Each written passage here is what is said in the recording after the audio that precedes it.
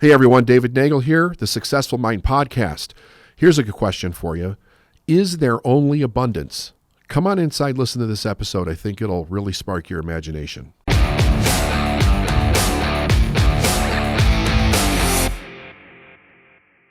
Hey everyone, welcome to the Successful Mind Podcast. Had an idea that I was thinking about as far as the foundation or the core of a person's belief system, and how everything kind of builds upon that solid foundation of what we believe to be true and what we believe to not be true, and maybe possible confusion that shows up along the way based on different circumstances that a person has in their life. I remember when I was in a real heavy questioning mode about what I believed to be true and what was right and what values were and where I was going in my life. The idea of money came into it in a big way, because it seemed like there was no way to really do anything or establish anything of great purpose without having the resource of plentiful money available for a person to do that. And the more I looked, everywhere I looked, it plays a principal role all around the world, almost basically for just about every person in one way or another, whether they're earning it for themselves or it's being brought into their life by another or by another entity in some way. And the challenge that I had was, what's actually really true? Is there really an abundance? Is there enough in this world for everybody to be abundant? Or do we live in a world where lack is a reality? This question weighed on me for a long time. And my internal truth was telling me that abundance really was the truth, and lack was some kind of a lie or a misunderstanding or based in ignorance and the measurement of reality as we move through societal evolution, so to speak. Although I couldn't prove it, and I don't know that I can prove it today. As a matter of fact, I probably can't prove it today. I can only tell you from my experience that it seems if a person creates a foundation of belief with abundance, that it creates more abundance in their lives and more abundance in the lives of those people that they touch. If there is a belief of lack, an inherent belief of lack, that continues to spiral down into more problems where you have the reality of the problem, which is like, okay, here's the circumstances or the particulars about that problem, but what's underneath it is a belief in lack, which keeps a person in a situation where they're not necessarily being resourceful in their thinking, because they think that there's this absolute piece of the problem that can't be solved in some way. Whether that's a materialistic resource, or it's a mental resource, or it's an emotional resource, or even a spiritual resource.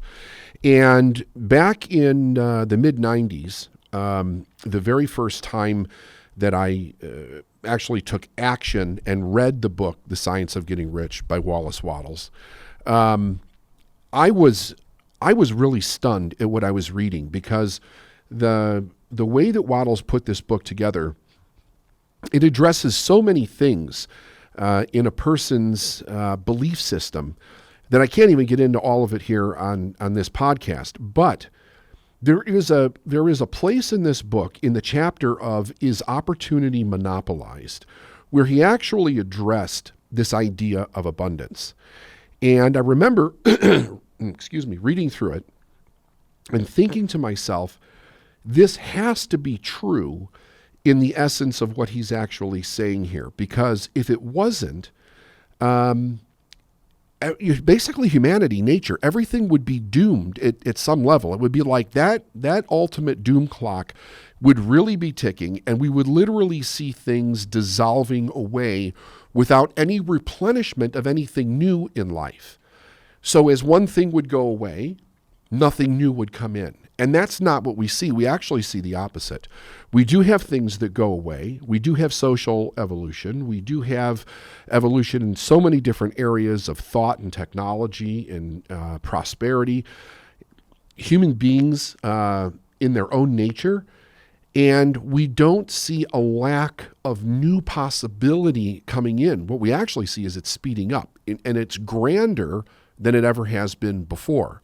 So my thought was I wanted to share with you this brief teaching from Wattles that really made a change. It gave me a foundation, I think. It answered a question that had a huge question mark for me that I was having trouble then building other beliefs on, so that I could take those beliefs into my reality and begin to make significant change.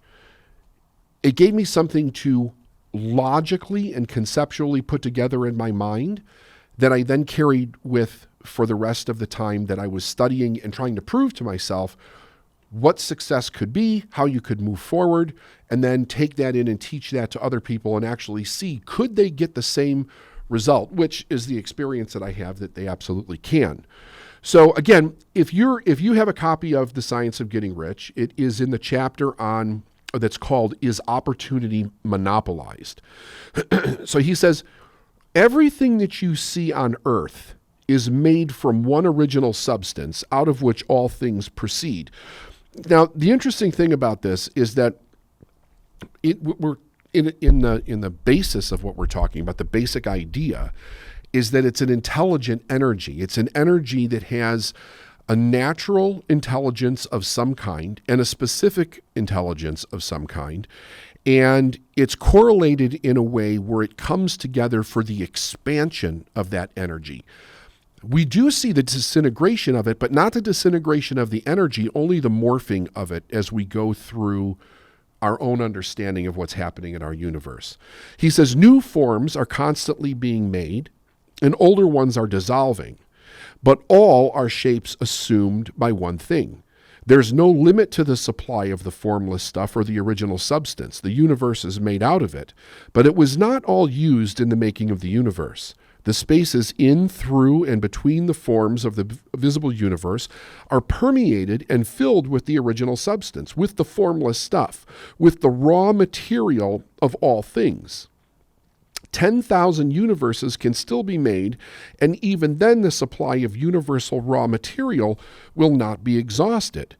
Now, I understand that there'll probably be many people that listen to this that from a scientific, factual basis, from the reality that they live in, will have a hard time grasping this, accepting it as any kind of truth. But here's the issue. I don't think we can prove it long term either way. I don't think we can prove long-term lack either way, even though we know that there's people that are living in lack. There are realities of people that are living in lack. And I don't think that we can prove abundance long-term either way, because the only thing that we have now is the history of life as we know it, and as it's been recorded, which is not always factual, but as we know it. And we have our own reality as we actually experience it. What is true, though, is that anywhere that you find lack, you're finding one of two things that are preventing a person from moving into the idea of abundance or prosperity. And when I say that, I'm not just talking about money. I'm talking about resources in general. So here are the two things. Number one is ignorance. If a person does not know that abundance or prosperity is there for them, it becomes very difficult for them to accept the idea that it is there for them at all. And then the question is, well, where is it? Because in my reality, I'm not experiencing it. So this literally creates a scotoma, or it creates a person not having the ability to conceptualize what that abundance or those resources look like. The second thing is when we have people that are oppressors. So that can be governments, it can be religious leaders, it can be people in someone's family, any kind of oppression that keeps a person kind of paralyzed or walled off from being able to get those resources then causes also a problem. Now, we could go down a huge rabbit hole there. It's not necessary, because the idea that I'm going to communicate today is this: does this abundance exist, or does it not exist? And of course, for you, the people that are viewing this and listening to it, you have to determine this for yourself. I can only tell you that since I changed my viewpoint on the way that I was raised and what I was taught about this, it has brought nothing but abundance into my life and the lives of people that I've actually worked with. So then the next part's pretty interesting here. He says, no person therefore is poor because nature is poor, or because there is not enough to go around. So if we accept that as a truth, because when I read something like this, especially the first time that I read it, I was like, okay, well, let me ask a question here. No person therefore is poor because nature is poor, because there's not enough to go around. Is that true? Is that true? So then I started thinking to myself, well, what would be the causes of poverty? Now, this book is proactively written in a way for a person who's kind of done asking those questions and just wants to know, how do I go about getting rich in my life? That's kind of the purpose of the book. And he explains this in other places in the book also. But if you're reading this to study, to understand, to get different points of view, to challenge your own belief system, of course you have to ask the question, what is the cause of poverty? If it's not that nature is poor, the universe is poor, there's an overall lack in the universe or in the material world, then what's the cause of poverty?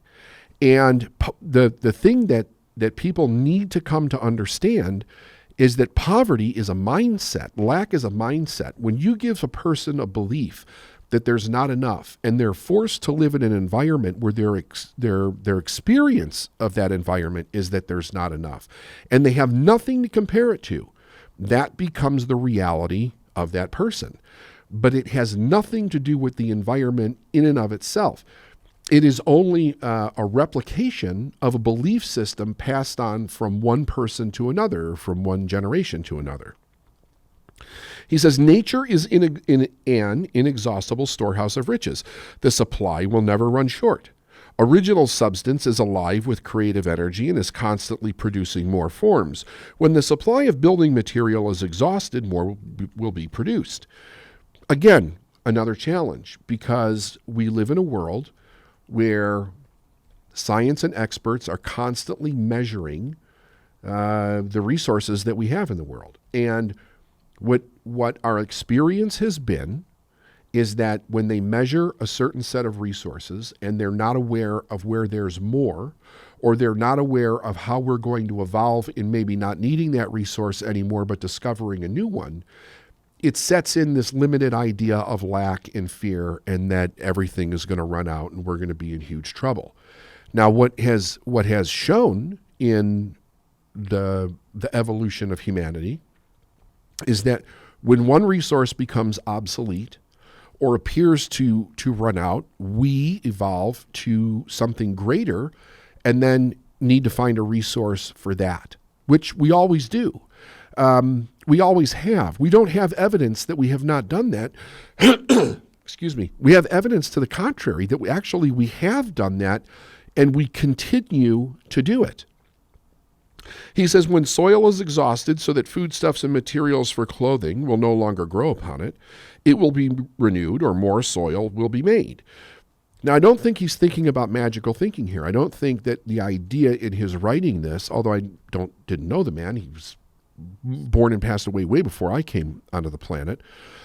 But based on the writings, my assumption is that he means we will realize a different awareness in, one, our stewardship of the planet and our resources, and two, how do we correct a problem that we're currently experiencing? Now, if you understand this basic law of the universe, the law of polarity, one of the things that is very inspiring about that idea is that you can't have a problem without a solution. You can't have a problem without a solution.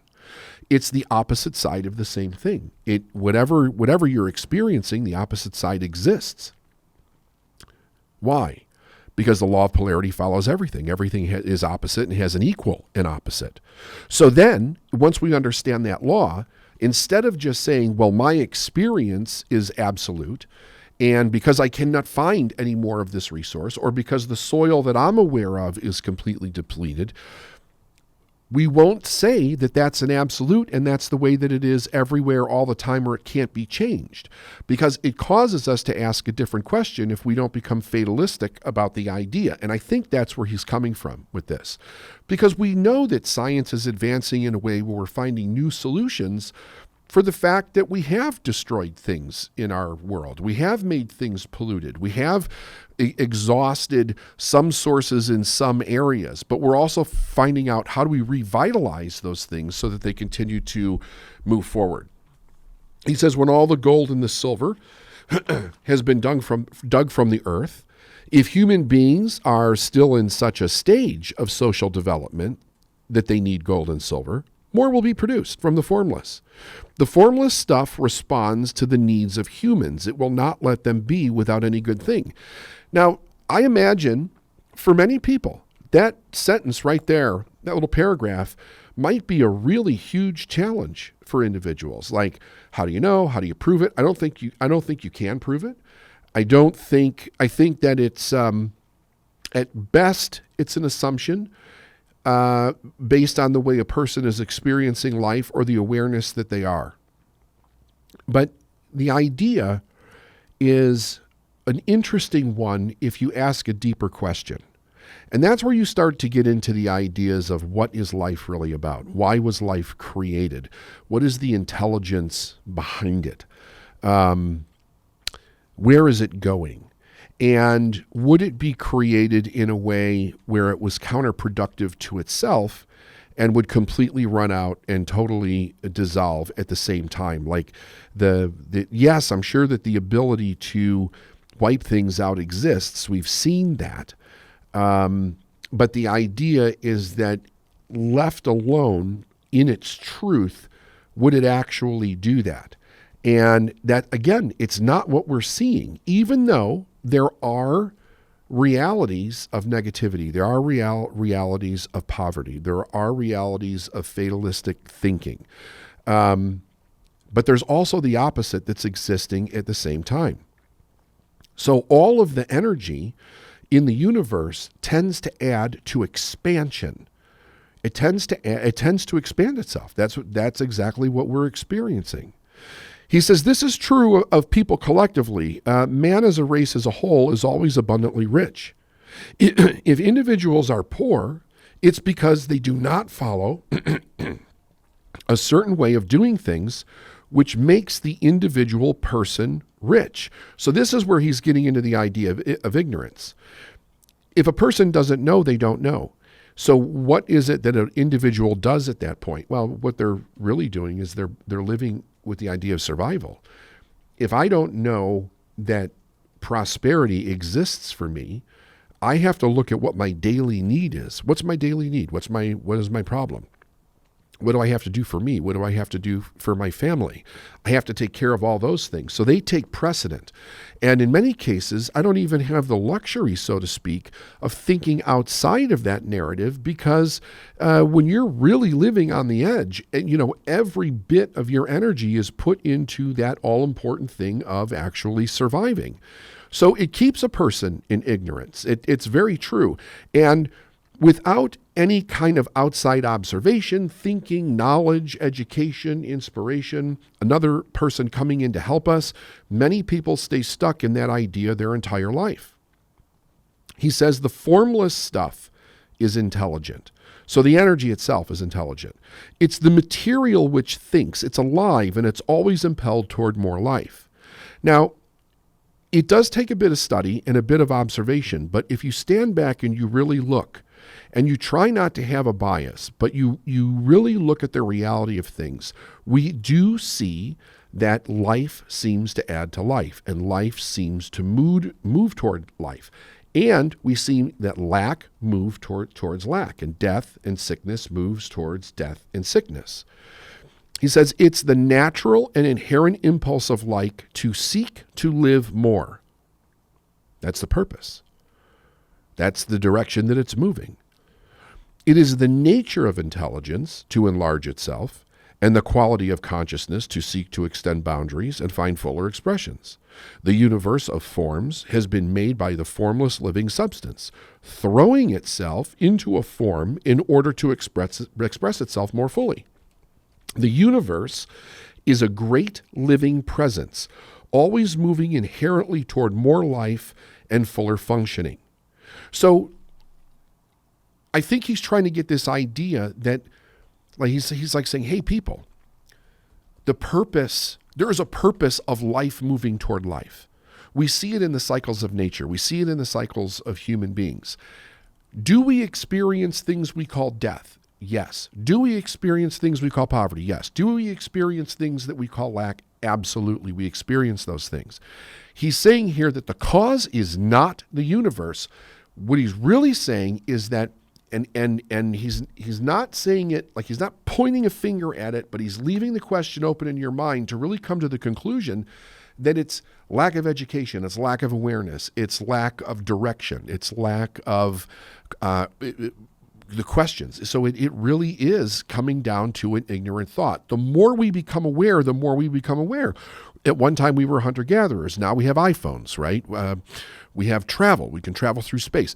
Where was all of that knowledge prior to that when we were in caves? It was here. It was in the universe. It was just waiting for human beings to become aware of it in order to figure out how do we bring it into a material existence where we can actually use it and make life better. Of course, we always have the choice to make life better or worse. That is our individual divine choice.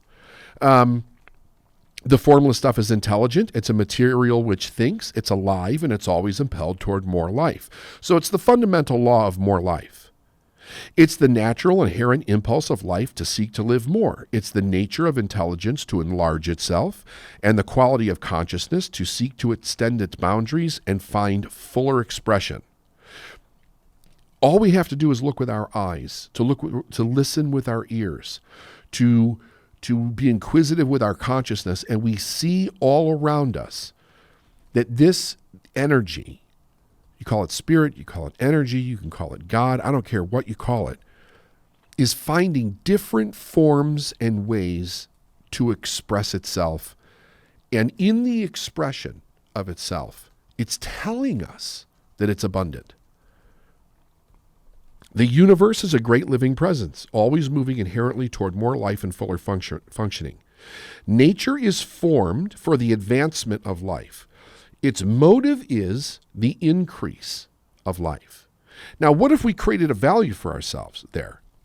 So that our motive was for the increase of life. Our daily actions were for the increase of life.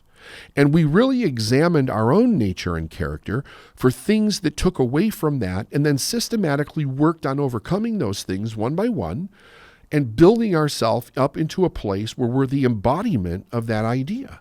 What if humanity did that? Like, think of the implication there.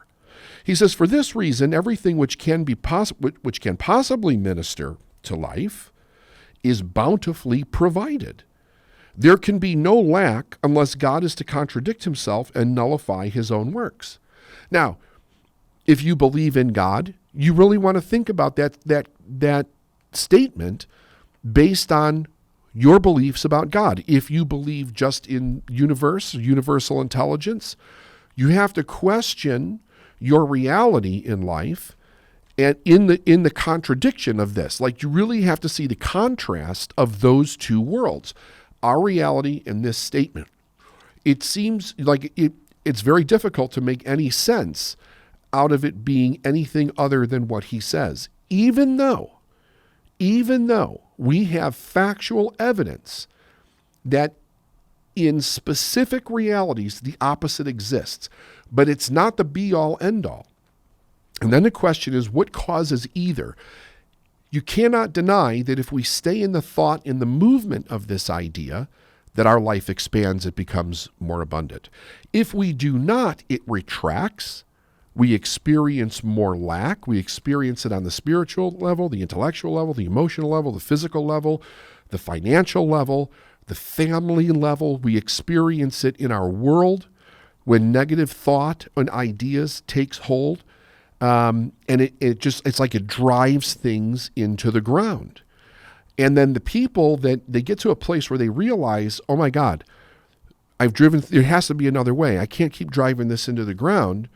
And they have an awareness and they begin to turn around. How could they turn it around if they've gone so far down? Because they step into the awareness that there's a different possibility. They refocus their mind in a different direction. They begin to then manifest the thoughts that are required for them to increase life, add to more life, and then build a life that they want. So I'm going to leave you with this question. Where are you in your life? Where are you in believing this or not believing it? And what do you think would happen if you embodied this idea? Because here's my opinion. I've never seen anybody embody this idea, including myself, where it was inherently destructive. Now, that doesn't mean that a person won't have challenges in their life. It doesn't mean they might not have setbacks or problems.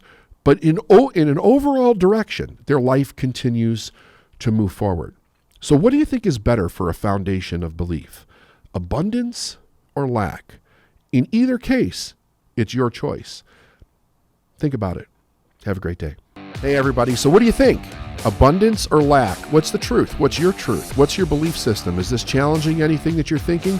And what would happen if abundance became the reality of your belief? Tell your friends, share it, like it, leave us a comment. We'll see you on the next one.